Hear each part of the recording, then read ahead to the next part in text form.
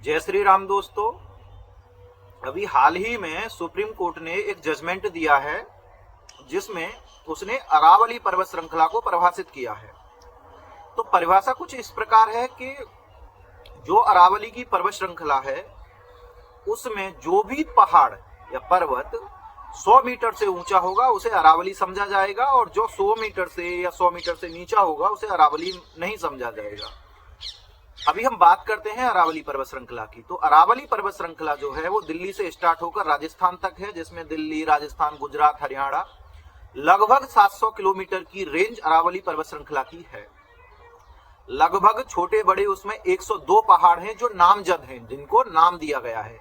बाकी छोटी छोटी पर्वत श्रृंखला हैं जो अनगिनत है। तो ये है अरावली पर्वत श्रृंखला की डिटेल्स। दूसरा क्या है कि अरावली पर्वत श्रृंखला के फायदे क्या हैं कि ये जो राजस्थान है, राजस्थान का जो रेगिस्तान है उसको बढ़ने से रोकता है। दूसरा, ये पॉल्यूशन को रोकता है। तीसरा, ये पानी का जो टेम्परेचर है, पानी का जो स्तर है उसको गिरने से रोकता है।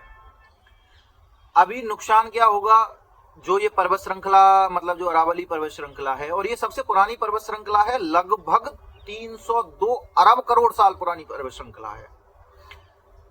और इस मतलब जो ये परिभाषा दी गई है सुप्रीम कोर्ट के द्वारा, तो उससे नुकसान ये होगा मतलब इससे कि अब जितनी भी पहाड़ियां हैं वो अरावली पर्वत श्रृंखला की श्रेणी में नहीं रखी जाएंगी, और लगभग 90% पर्वत श्रृंखला ऐसी है जो इस पैमाने पर खरी नहीं उतरती है।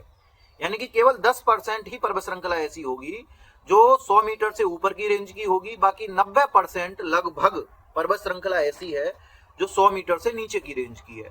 अब जब उसको पर्वत श्रृंखला की, अरावली की पर्वत श्रृंखला की श्रेणी से हटा दिया जाएगा तो उसमें माइनिंग होगी, खनन होगा, डेवलपमेंट के नाम पे वहां पे प्रोजेक्ट लगाए जाएंगे, कंस्ट्रक्शन होगा, फ्लैट बनेंगे, नई नई तरकीबें लाई जाएंगी मतलब पहाड़ों को तोड़ने की। और उससे नुकसान ये होगा कि जितना भी ये टेम्परेचर है, जितना भी ये क्लाइमेट चल रहा है, ये सब अपना अस्त व्यस्त हो जाएगा।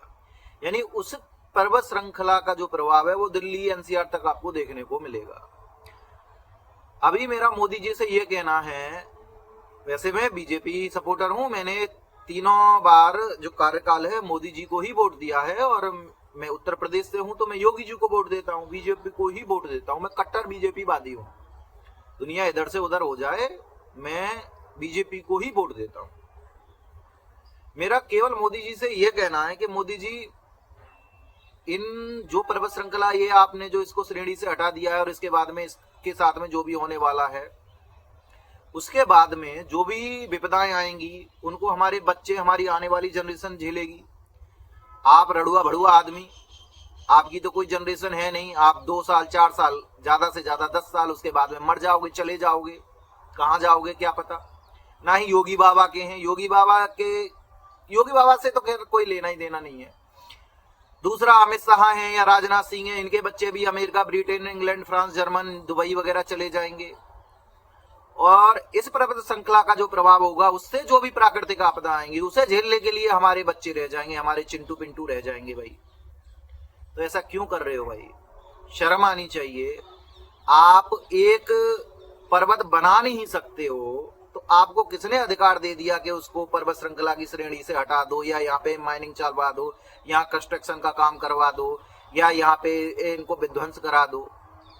एक पेड़ मतलब आप लगाते हो और उसको सोशल मीडिया पे डाल देते हो, और उसके एवज में जो वनों को काटा जा रहा है, जंगलों को काटा जा रहा है, जो बाग हैं आम के, अमरूद के, इनके, उनको काटा जा रहा है, उसका मतलब कुछ लेखा जोखा ही नहीं है।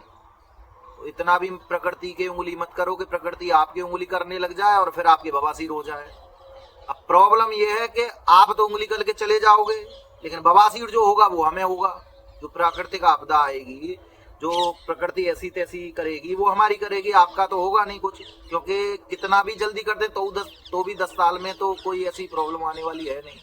तो मेरी मोदी जी आपसे यही हाथ जोड़ के विनती है कि ज़्यादा कारस्तानी न करें, अपना जो भी आपका कार्यकाल चल रहा है उसको चलने दें, और ये नए 3-5 न करें। और ये मेरी आपसे हाथ जोड़कर विनम्र विनती है। बाकी हम कर तो कुछ सकते ही नहीं है भाई, विनती ही कर सकते हैं। जय श्री राम। धन्यवाद दोस्तों।